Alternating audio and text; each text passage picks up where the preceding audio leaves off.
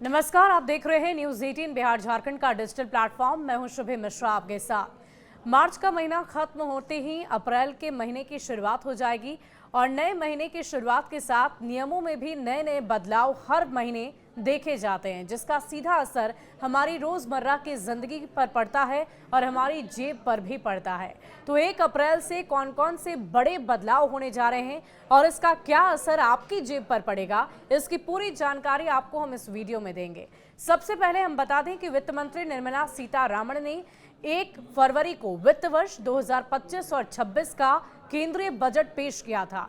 इस दौरान उन्होंने मध्यम वर्ग को आयकर में बहुत बड़ी छूट देने के साथ साथ नियमों में बहुत सारे बदलाव की घोषणा की थी और अब ये नए नियम वित्तीय वर्ष यानी कि फाइनेंशियल ईयर की शुरुआत 1 अप्रैल 2025 से लागू होने जा रहे हैं।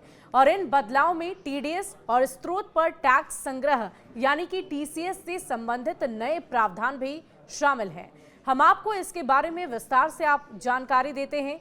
सीनियर सिटीजन और मकान मालिकों को राहत, वरिष्ठ नागरिकों के लिए टीडीएस कटौती की सीमा को 50,000 रुपए से बढ़ाकर 1 लाख रुपए तक कर दिया गया है, जिससे वो अधिक ब्याज पर कर छूट का फायदा उठा सकेंगे।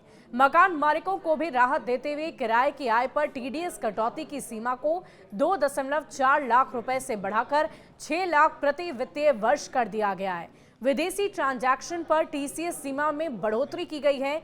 विदेश में पैसे भेजने यानी कि लिबरलाइज्ड रेमिटेंस स्कीम एलआरएस पर टीसीएस कटौती की सीमा 7 लाख से बढ़ाकर 10 लाख रुपए तक कर दी गई है और इससे विदेश में पढ़ाई, यात्रा और निवेश करने वाले लोगों को राहत मिलेगी।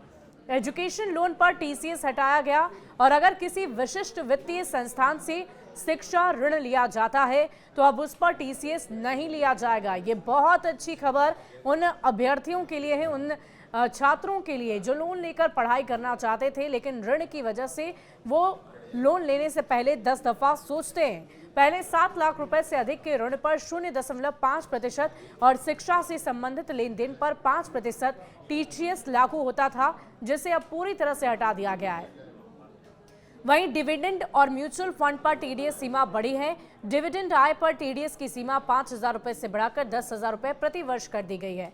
म्यूचुअल फंड यूनिट से होने वाली आय पर भी टीडीएस की सीमा 5,000 से बढ़ाकर 10,000 रुपए तक कर दी गई है और इसके अलावा इनाम स्वरूप मिलने वाली राशि पर अब 10,000 तक टीडीएस नहीं लिया जाएगा।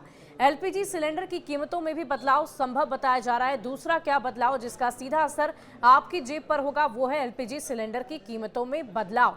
तेल कंपनियां हर महीने पहली तारीख को एलपीजी सिलेंडर की कीमतों की समीक्षा करती है और 1 अप्रैल को घरेलू और व्यावसायिक गैस सिलेंडरों की कीमतों में परिवर्तन संभव है। एटीएफ और सीएनजी पीएनजी के दामों में संशोधन। 1 अप्रैल से air turbine fuel ETF, CNG और पीएनजी की कीमतों में परिवर्तन संभव है। तेल कंपनियां प्रत्येक महीने की पहली तारीख को इनके नए मूल्य निर्धारित करती है, जिसका प्रभाव परिवहन और घरेलू बजट पर पड़ सकता है। इसके अलावा हम आपको बता दें कि एयरलाइंस की टिकट भी महंगी हो सकती है। जैसे जैसे एलपीजी के दाम बढ़ते हैं वैसे वैसे ऑटोमोबाइल्स में भी बढ़ोतरी देखी जाती है, उनके दामों में भी बढ़ोतरी देखी जाती है और संभावना ये भी जताई जा रही है कि इन तमाम आय, व्यय और साथ ही साथ टैक्स के पेयरों के नियमों में जो बदलाव है उसके अलावा एलपीजी सिलेंडर के दामों में बढ़ोतरी और साथ ही साथ सोने के दाम में बढ़ोतरी हो सकती है। इसके अलावा हम आपको ये भी बता दें कि एयरलाइंस की जो टिकट है वो भी और भी ज़्यादा महंगी हो सकती है। तो ये कुछ ऐसे बदलाव अप्रैल के महीने में आपको देखने को मिलेंगे जिसका सीधा असर आपकी जेब पर पड़ेगा। इस वीडियो को ज़्यादा से ज़्यादा लोगों तक शेयर करें ताकि वो पहले से अपने नए महीने की तैयारी कर सकें और पूरी जानकारी उनको नए फाइनेंशियल ईयर से संबंधित नए नियमों के बदलाव से संबंधित हो। शुक्रिया।